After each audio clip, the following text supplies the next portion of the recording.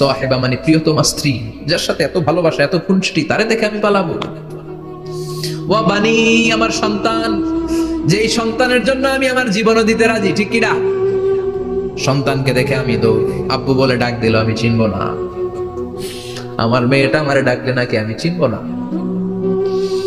আমার মেয়েও আমারে চিনবে না। ইয়াউমা ইয়াফিরুল মারউ মিন আখিহি